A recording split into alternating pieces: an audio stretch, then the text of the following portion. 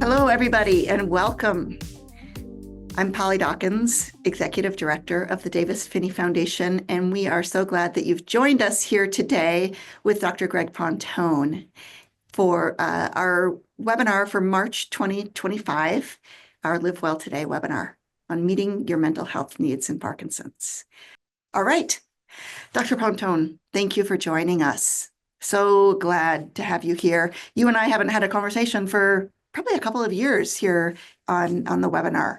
So to that end, I would love for you to introduce yourself to our audience. Tell us who you are, where do you practice, what's your background? Sure. Well, thanks for having me today. I've been working with people with Parkinson's disease for about 20 years now. And I started my career at Johns Hopkins. I did all my training there and then did some research studies at Hopkins in people with Parkinson's. And now in the last 2 years, I've taken an appointment in behavioral neurology at the University of Florida in the Norman Fixel Center, which is a center largely designed to take care of all brain diseases, but it has a special focus in Parkinson's. And, one of your colleagues, Dr. Michael Oken, has been a frequent visitor on our webinars. In fact, he and Sonia Mather will be doing a webinar together on emerging therapies next month. So well, thank you. So how did you discover this field or why did you get into this field? What attracted you to this? Yeah, so it's, like so many things in life, serendipity plays a role. It happened to be that when I was in training in my residency at Johns Hopkins, I happened to meet Ted Dawson and Laura Marsh. And they were in the Parkinson's field, leaders in the field, and they sort of got me really interested in the research side of the field. And I liked it so much. And then meeting the people with Parkinson's, I liked the population so much. I made it both my clinical practice and then research. And 20 something years later, here we are. Yeah, once we start working in the Parkinson's community, we don't never want to leave. Absolutely. It's a great community. Yeah. Well, thanks for that introduction. Today, we're going to spend a big amount of time, a huge amount of time, talking about the management of mental health impacts of Parkinson's. Can you, to level set and to help our audience understand some of the more common mental health impacts of Parkinson's, would you help us define some terms and what they mean in Parkinson's? And those might be, and you might have more, but we hear a lot about anxiety, depression, and apathy. So can you help define those for us? Yes. So, there's a lot of diagnostic jargon when you start to talk about anxiety and the other mental health issues. And rather than getting bogged down in jargon, I like to talk about how people typically experience these disorders. So, you may have heard that there's panic disorder type of anxiety and generalized anxiety.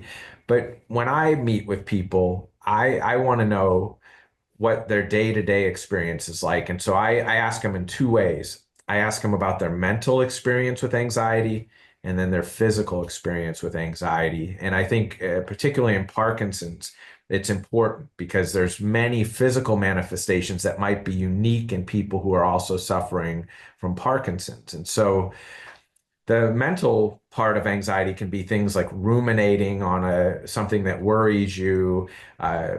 People will say, I try to go to sleep, but instead of sleeping, I'm worried about everything that happened today, and then I'm worried about the things that might happen tomorrow, and they can't fall asleep.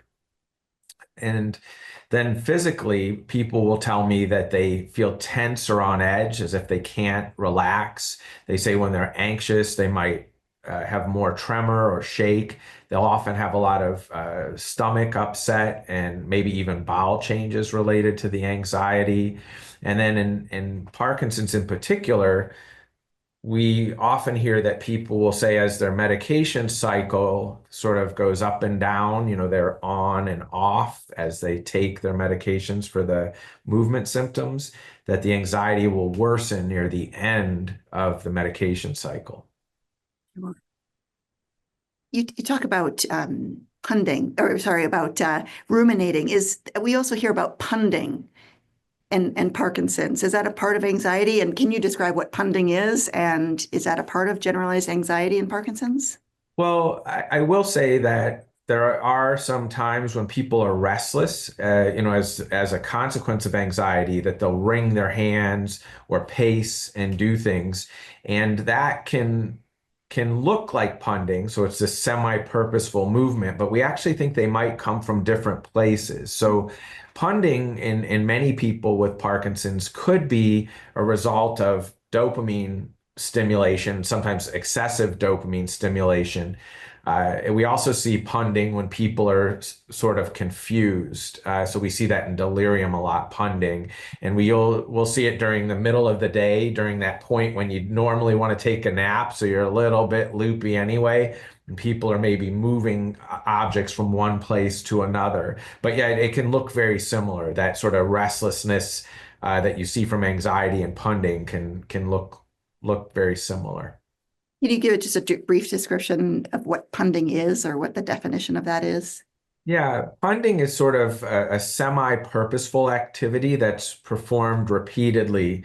And so, for instance, I'll tell you some of the ones that I hear most commonly is people will, rearrange things like, okay, I'm going to organize the kitchen, and they'll spend several hours moving things from one drawer to another. But then at the end of the day, there's no clear organizational strategy.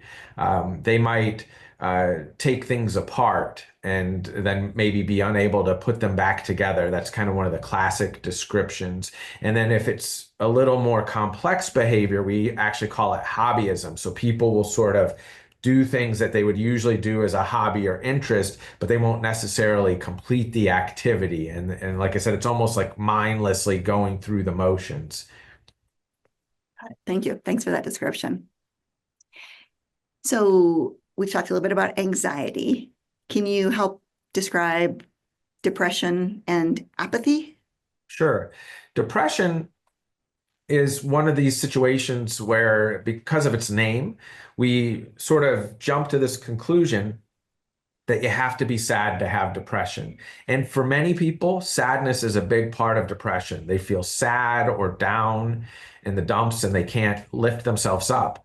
But even in the absence of frank sadness, if you have an inability or reduced ability to enjoy the things you usually enjoy, or you have less interest in doing them, any of those can be a sign of depression. And so I think that's the first important message about depression, is that it's this pervasive decrease in your ability to enjoy the things you typically enjoy and to feel good on a day-to-day basis, right? And so it also can include other things too. Remember, I talked about there can be a physical and mental experience of anxiety. Well, with depression, the physical symptoms can be disturbance of sleep. Most commonly, it's insomnia, trouble falling asleep or staying asleep. But some people, a minority, will sleep too much. They'll sleep, half the day. They also can have disruption in appetite. So classically, they'll not eat and lose weight in depression, but sometimes people eat for comfort when they're depressed. And so again, there's variations, but you can see that there's physical manifestations of depression as well, low energy. Sometimes people have trouble concentrating. And when you get, a collection of these symptoms, we say you have the syndrome.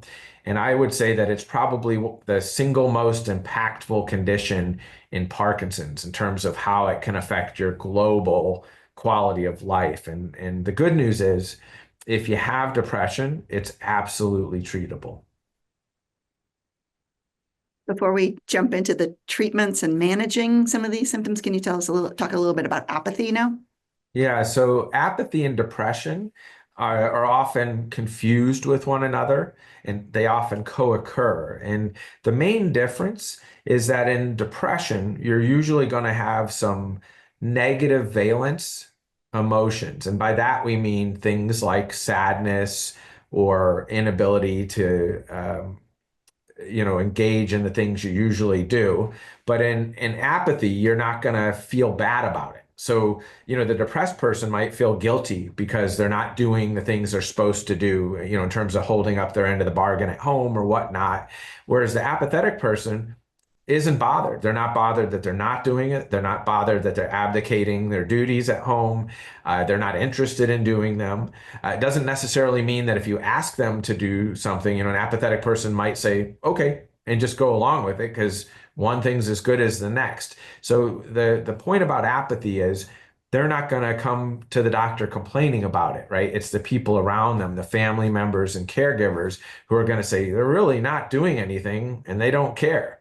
And so apathy is a little tricky in that way because it's not going to be, the complaint is not going to be initiated from the person suffering from it. The other important distinction is that although they both have this anhedonia, this loss of pleasure and lack of interest, depression and apathy, they don't necessarily respond to the same medications at all. They have a completely different set of treatments. Well, that's complex. And can you tell us a little bit about why apathy, depression, anxiety happens in Parkinson's? Well, we don't know the exact mechanism, but we do think that in many cases it could be related to the same disease process. So the same process that's causing you to lose dopamine cells and causing your movement symptoms could be causing these mood symptoms and anxiety by depleting both the dopamine that we know you're losing, that's important for movement, it's also important for mood, but other brain chemicals like norepinephrine and serotonin are also depleted and dysregulated in Parkinson's. And so we think that's why these occur more frequently in Parkinson's than they do in people without Parkinson's. Thank you. Paul in the comments mentions that he has everything you've described, including extreme anger. Is anger also mixed in with these mental health challenges? Yeah, it can be. So oftentimes behavioral disturbance comes from the fact that the parts of the brain that usually inhibit us from acting on our impulses are dysregulated as well. So the brakes are off. So you might say things that you would normally, keep to yourself. You might do things, act on impulses that you would normally sort of inhibit yourself from doing. So absolutely. So I think it's important to highlight that not everybody with Parkinson's will experience all of these challenges. Absolutely. So, that's one of my favorite neurologists I worked with, Howard Weiss, would always say that. Anytime he was going to ask screening questions to people, he would say, this doesn't mean that you're going to have this symptom. It's just a possibility. And I think that's true of all of these. In fact, at least half of people won't necessarily have most of the things we're going to talk about today. Encouraging. If people are worried about that, yeah. So let's talk about the things that our audience, whether our audience is a care partner, a loved one, or a person living with Parkinson's, what are some of the things that they all can do to help maintain their mental health? Can you talk about some of these things? Yeah, this is really important because, we often take a passive role in our own healthcare, whether we have Parkinson's or not, right? We just wait for something bad to happen, and then we go to the doctor and wait for them to tell us what to do or what medication to take.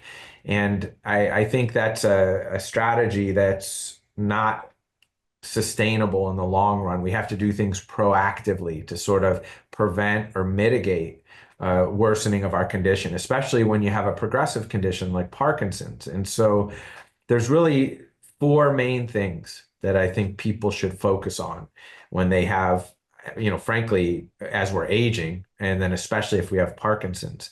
And the first is exercise.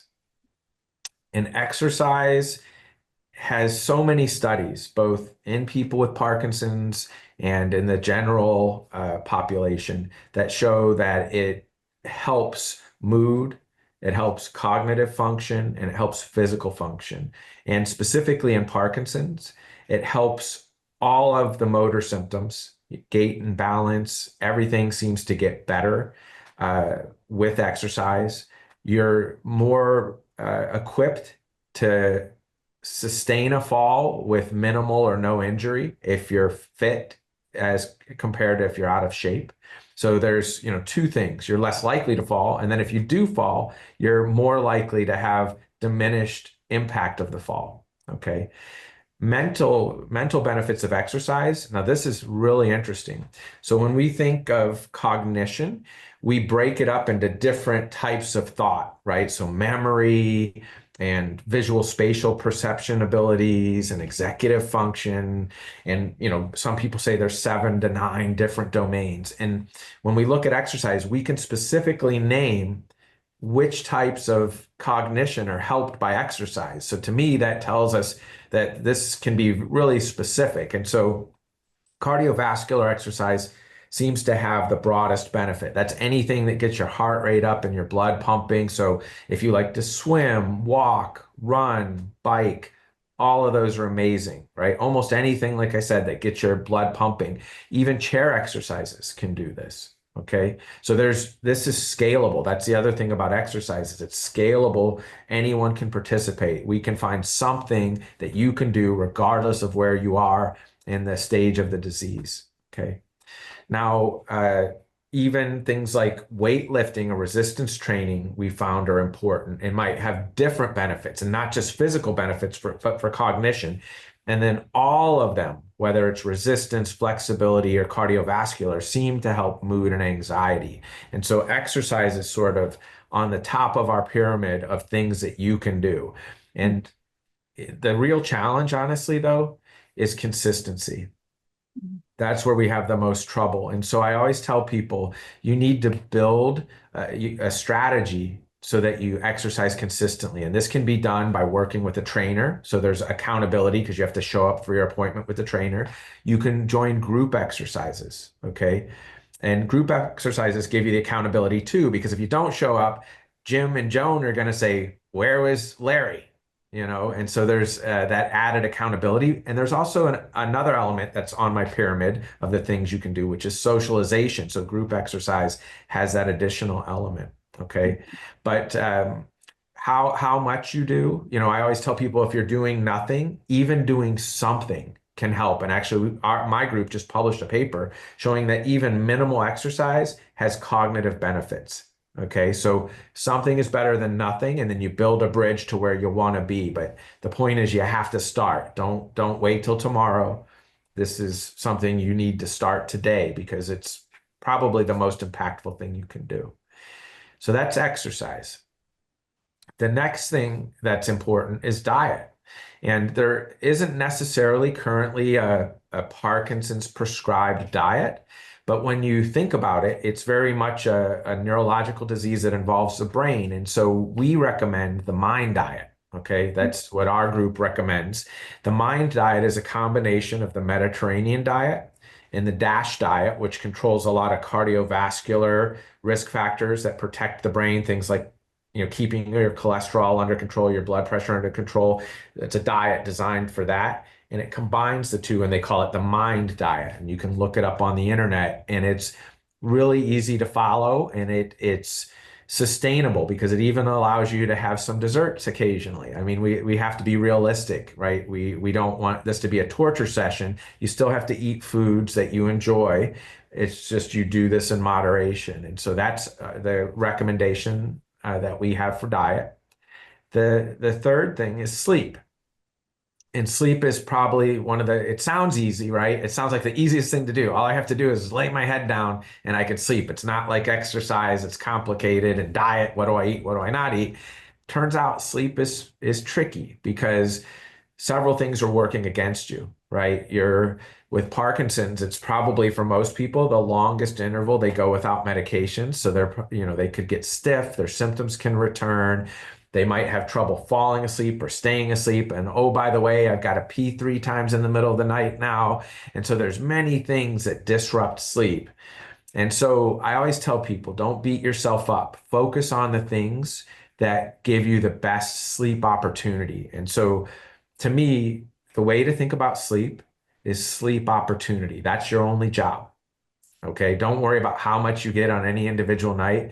Your only job is to set the stage for your best opportunity each night. And so part of that is something we call sleep hygiene, which is a set of behaviors that you do almost like a ritual to get ready for bed. Okay. And that's another thing you can look on the internet. There's different routines for sleep hygiene, but they're things like not doing anything stimulating, not looking at screens that project light into your retina, within an hour or two of bed, uh, not eating spicy food, not getting into emotional arguments right before bed, just things that are pretty intuitive and common sense, but you really have to focus on them.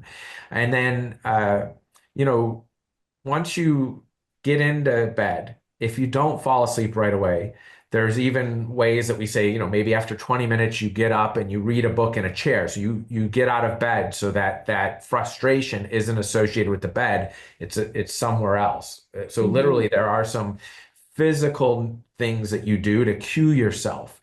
And like I said, you can get as complex as you want with sleep hygiene or as simple, but a few of the fundamental things are having a consistent bedtime and a consistent wake time. Then this is the thing people ask me a lot too. What if I have a bad night of sleep? Let's say I only get 3 hours of broken sleep. Should I sleep the whole next day and then try again the next? Well, like, what should I do? I tell people, you still wake up at your normal wake time, even if you only had a few hours of broken sleep. You wake up at that time, right? And then you stay awake as long as you can, and then you can take a nap. But don't let that nap be longer than an hour, because if you go longer than an hour, it fools your brain into thinking it's going to sleep for a long time and starts a chemical and hormonal cascade that will change your circadian rhythm for the worse. So you can still have a nap. So you still get up at your normal time. You can have a nap. You can have two naps. Just make sure they're less than an hour. And then your normal bedtime, remember, we're trying to teach the brain to be efficient. You get in bed at your normal bedtime, rinse and repeat, and you just keep doing it. And believe it or not, if you are rigorous about that routine, the sleep hygiene, you will sleep the best that you can. I'm not going to sit here and pretend that it's going to be perfect, not with Parkinson's and not as we age and not when our bladders change.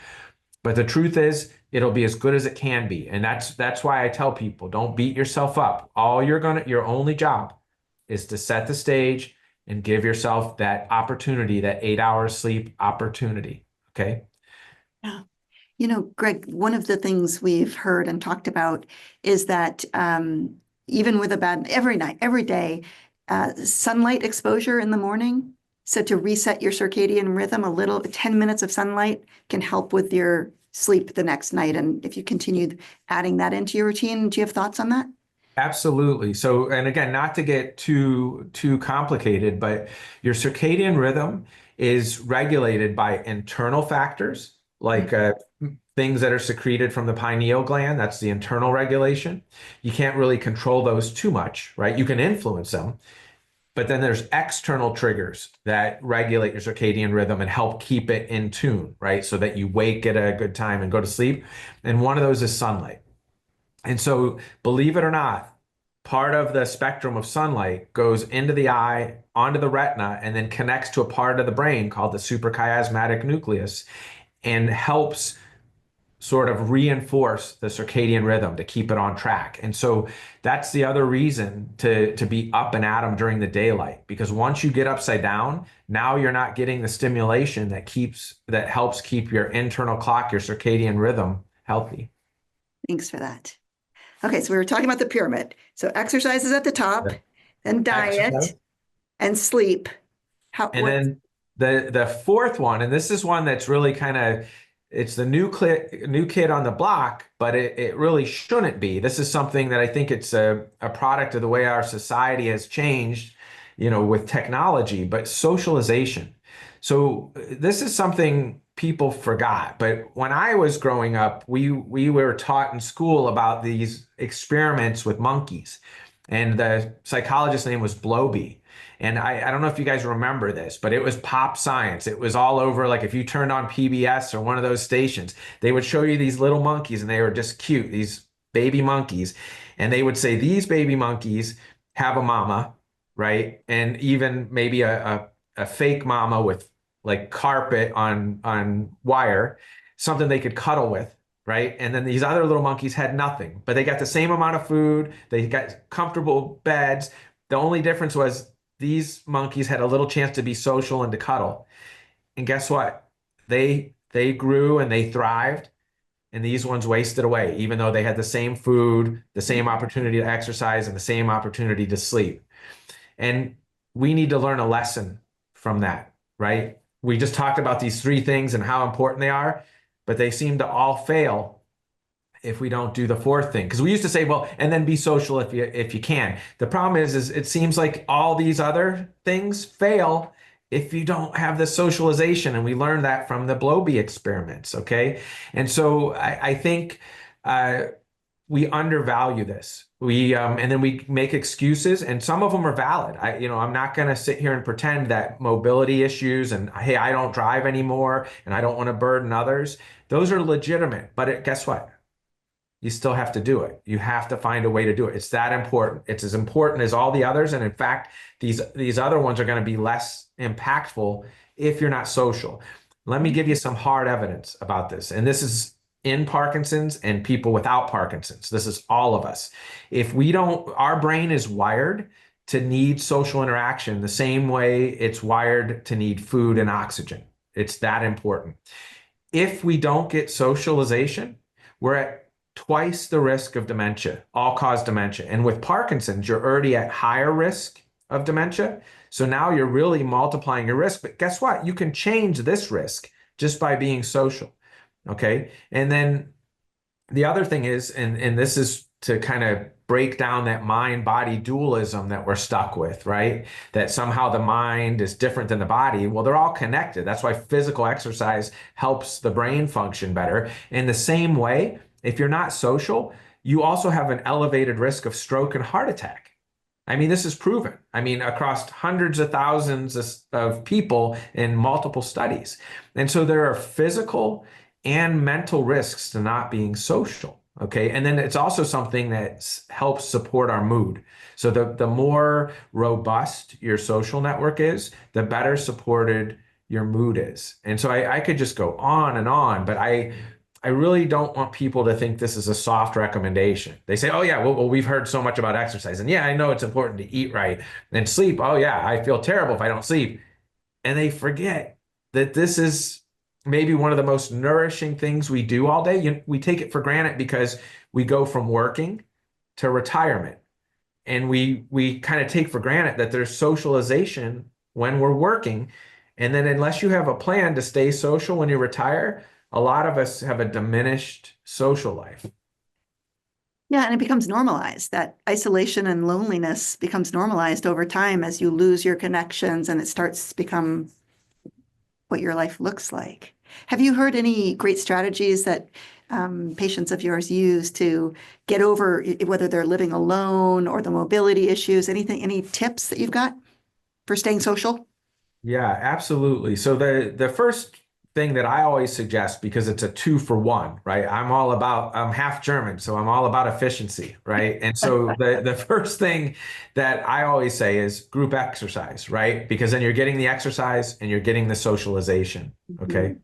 And I don't want people to feel overwhelmed by this, because some of us are extroverts and we're energized by our interactions with people, and some of us are introverts, and it's fatiguing to be around people, and we're tired after we meet with people. And so I always tell people, you don't have to populate every day. It could be just 2 or 3 social contacts in a week. And so let's say that you're typically not a joiner and you've never been in clubs. Well, okay, you're still going to have lunch with 1 or 2 people on Thursdays, and just make that a calendar item, right? And believe it or not, even with just 1 or 2 people, that could lead to other events. So, you're having lunch with Larry and Sally on Thursday, like you usually do. And Sally says, hey, there's this great speaker or concert or whatever. And then you have one more thing next month, and so, if you were never a social person, I'm not suggesting that you're going to become the life of the party. I'm just saying you absolutely, just like you say, I'm going to exercise these 3 days a week, you're going to program your social contacts.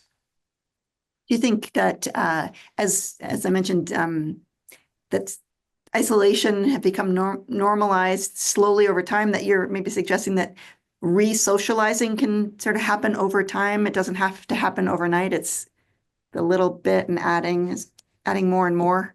Absolutely. So, right now, a lot of our health agencies here in the United States are pushing this thing they call social prescribing. So in the same way we prescribe medications and other interventions, they want healthcare workers to start prescribing social contact for their patients. It's that important. And again, I just told you some of the data, not even all of it, about how impactful it is for our physical and mental health. And so this is something that if you can't do it yourself, you can absolutely find providers that will do social prescribing. Yeah. And David mentions in the chat that religion and spirituality, I'm wondering what role they play in socialization, maybe. Yeah. So the church for many people is a great way to be social because, you have the actual, mass or service that you attend. And then sometimes there's, Bible study that's kind of a spin-off of that, and then other events. And so I think if you're a person of faith, that's absolutely a go-to. Great. Shirley also asks, could a virtual, like a Zoom call, could that take the place, or could that step in as social contact? So, I never like to create a situation where we have second-class citizens. But in this case, we do think that there is something important about having that physical presence in addition to the virtual. And so I would say virtual is absolutely counts, no question. Interacting virtually, making phone calls, frankly, like, I'm going to call my friend from high school once a month, just to keep that continuity. Absolutely good. But we think there's maybe just an advantage of being out and about. Thank you. Phil mentions PFP, pedaling for Parkinson's, which is another group exercise online or in person.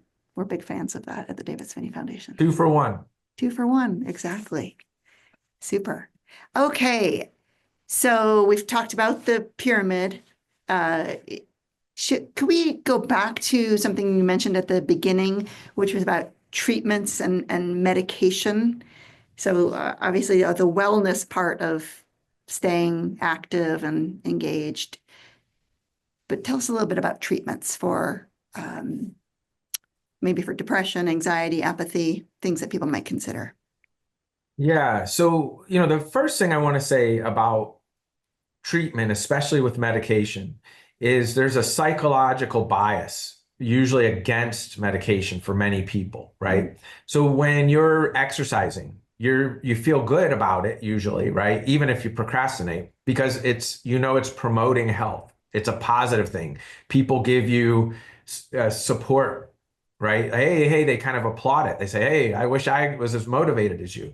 Whereas as soon as you're asked to take a medication for a condition, you're sort of endorsing that there's a problem and that there's a sick role association with medicine. So people are sort of negatively biased because in some weird way, accepting the medication is like accepting that there's something wrong or flawed. Yeah. And so that's the first thing you have to get over is that, especially with mental health, is there's nothing wrong with your character, right? It's not because you're not trying hard enough. In the same way you can't control having your movement symptoms, this is chemically based, okay? Depression and anxiety and apathy aren't because of effort or lack of effort, okay? They're the result of a chemical imbalance, and they're usually not going to go away unless you restore that chemical balance. And things like exercise and good sleep and socialization can partially raise those levels, but remember, you're losing neurons. And so even if you raise them to the capacity of your diminished neuronal count, you might still need help with medications. And I just want to change your assumption about what medications mean, especially in mental health. Okay, they don't mean you've done anything wrong or that you've failed or that you're not trying hard enough.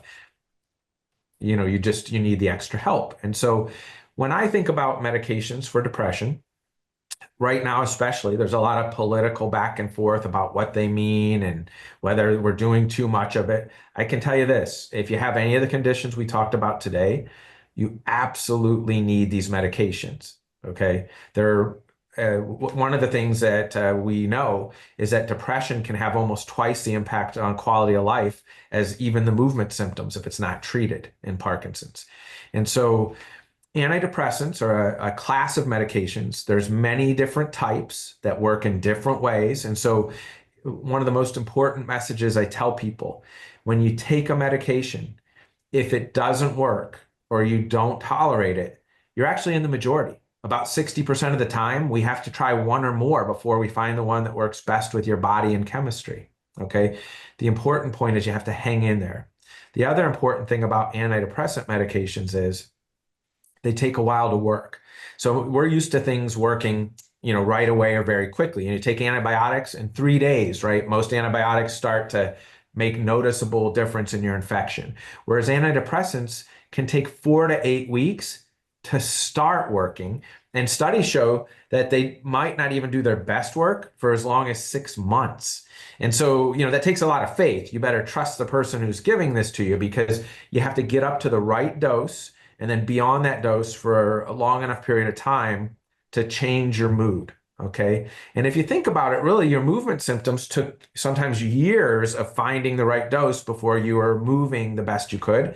In the same way, to get your mood the best it can be, or anxiety, it may take some time to find the right combination and dose of medication and the right medication for you. Okay. But here's the good news. We can't, even though we can't make the movement symptoms go away completely, we can just manage them. With anxiety and depression, very often we can make them go completely away. We can put them into remission. Okay. And so I think that's a message that's very hopeful. Really powerful and important. Yeah. A question keeps coming back in the chat, and I don't feel like we've addressed it enough for the audience, which is about this topic of anger. Thoughts that you have on strategies or treatment for anger, whether those strategies are for the person with Parkinson's or the care partner. Do you have thoughts on that? Yeah. So anger, flashes of anger, irritability, even agitation, so acting out physically, are not necessarily super common, but not uncommon at all. And it's many things that contribute to it. Like I said, first of all, is some people might have some impulse control issues where they're a little more likely to act on these angry thoughts or to lash out verbally or physically. And so the first thing to do is determine if, in part, they could be influenced by a mood disorder. So often anger and irritability are the result of things like depression. Okay. They can sometimes be a result of anxiety. If you're always tense and on edge, you're a little more likely to act out. But depression, I would say, is the lion's share of the anger and irritability we see. And as you treat the depression, those get better. Okay. There are cases, though, where there isn't depression, there isn't clinical depression, and it isn't driven by anxiety. And then it really more is just anger and acting out. And that could be more in that realm of impulsivity. Okay.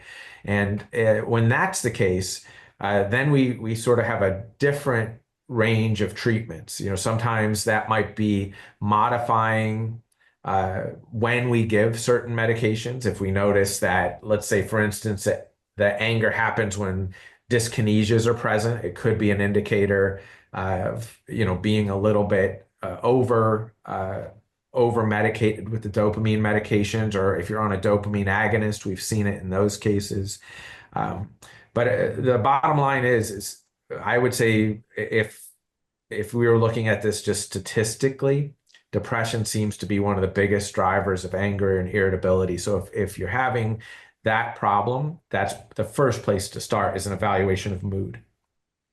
And who would you recommend that people see for an evaluation of mood? So, depending, I've met a lot of movement disorder neurologists who are still very comfortable and at least starting the first pass treatment. So your neurologist oftentimes is completely equipped to do this. And then other times they might say, my first pass didn't work. We need to call in a specialist. And that could be a psychologist or a psychiatrist, depending on if you need medicine.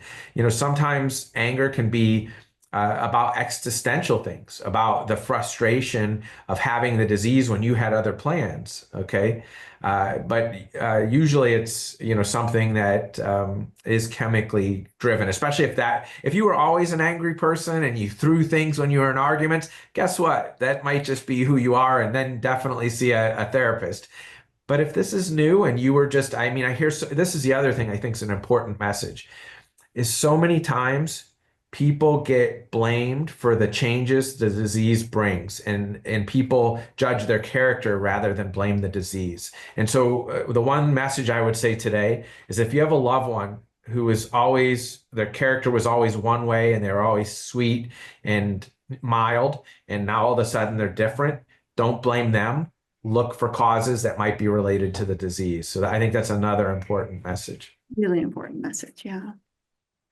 We've talked a bit about what people should know about medications for depression, how long they take to work, to give it time, trust the person who's prescribing them. Any things that you would recommend that people should know about medications for anxiety or for apathy? Yeah, so I'll talk about those kind of sequentially. I'll pause after the anxiety one to see if there's any comments. But for anxiety, there's really two classes of medications that are commonly used. The first pass that we use for most anxiety disorders is actually antidepressants.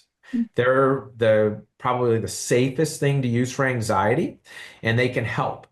The second type of medication that we use for anxiety are things that are calming medications, things like benzodiazepines. And so I'll name some just so you hear the more common names. Things like Valium used to be an old one. Lorazepam or Ativan is a newer one. Clonazepam or Klonopin is the name of it. Xanax, we usually try to stay away from because it's so short acting. It can actually produce a roller coaster type effect where you feel good and then you feel really bad. And then so we try to stay away from Xanax. Plus it can be habit forming. All of these benzodiazepines can be habit forming. I will tell you this, they work wonderfully for anxiety. They don't care what type of anxiety. Most benzodiazepines will bring that anxiety down.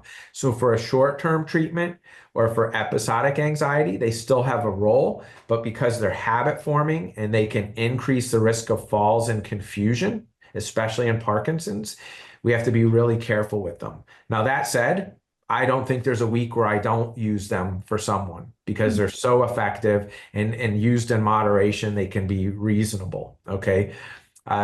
Those are probably the two main types of treatments for anxiety. Thank you.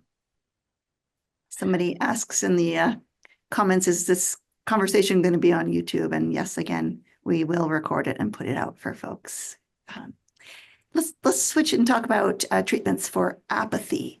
We've got a lot of questions about around apathy from care partners in the audience. Like, how do you deal with this? And how do you even get somebody to exercise when they have apathy and they don't? Can you talk a little bit about treatments for apathy?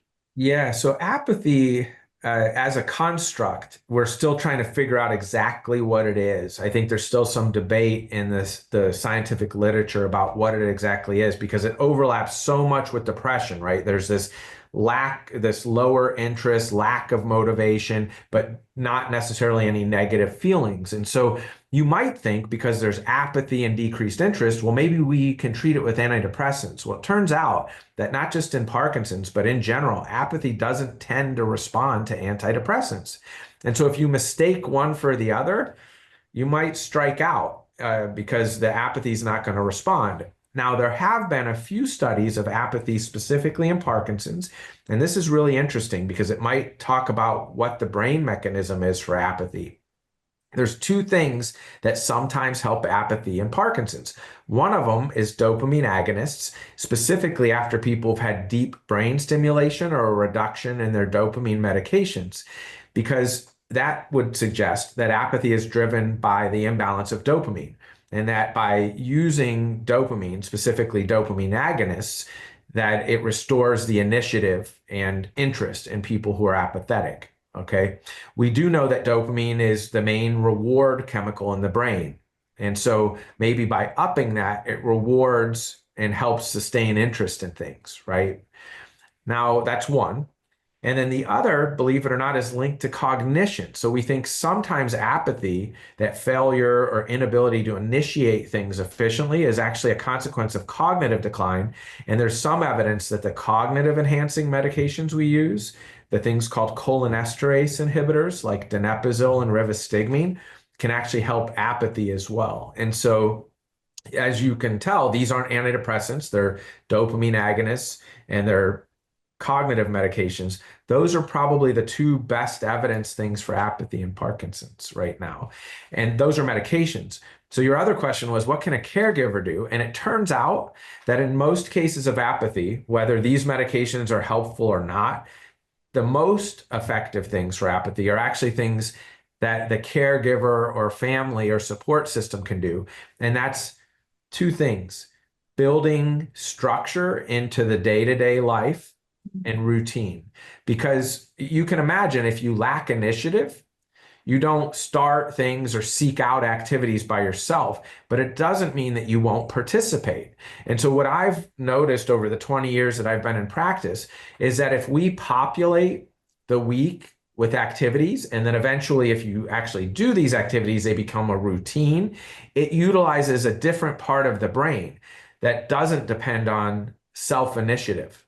Okay, so that means that now you're in a pattern that sustains the behavior without the need to the person with apathy to initiate. And so I'm not going to pretend this is easy. And really, you need a caregiver or family who's going to be persistent and sometimes even take some damage for pushing a little.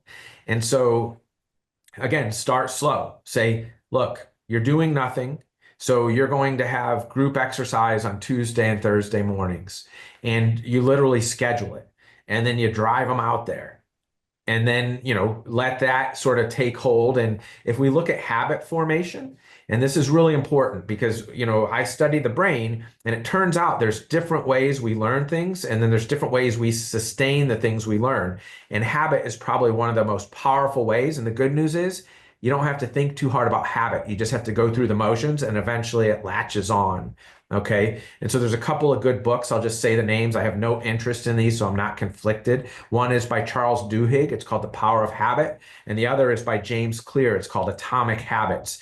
Atomic Habits is probably more like the operator's manual. So if you just want to start with the day-to-day, that's the one to start with.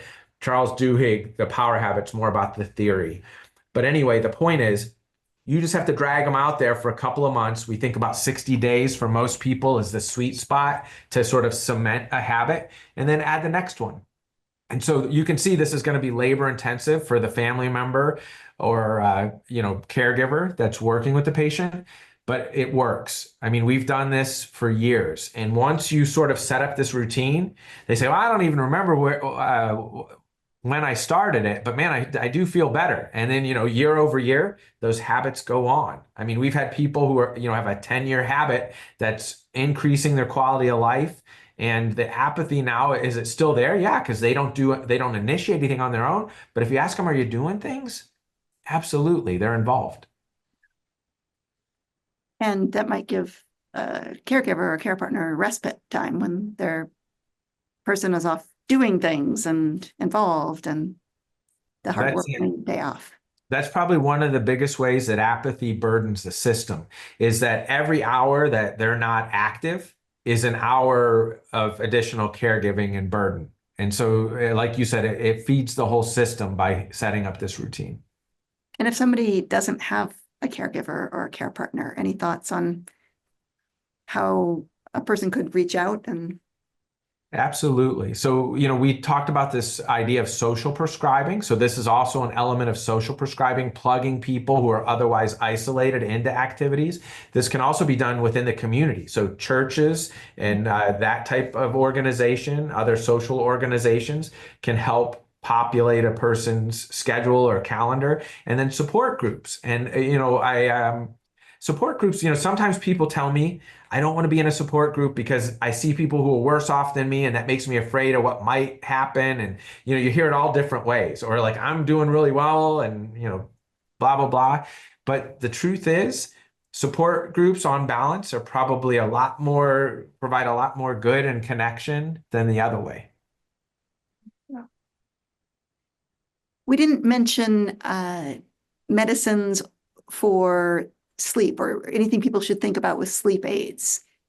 Yeah, this is a big one. So it turns out that even broken natural sleep might be more restorative than if I knock you out with a chemical. Okay. It's just the way the sleep architecture works, right? Sleep is really a pretty complicated process where you start at a certain phase one, type of sleep, light sleep, and then you literally transition like going down a lock system until you hit the deepest, most restorative level of sleep. And then you bounce in and out of REM, and then you go up and down throughout the night, right? If you take something that knocks you out, it knocks you out into one of the phase one or two levels, and you just stay there all night. So yeah, you're sleeping all night, but you're not getting the restorative benefits of the deeper sleep, right? It's just sort of holding you in this light sleep, even though you feel like you've slept all night. Okay.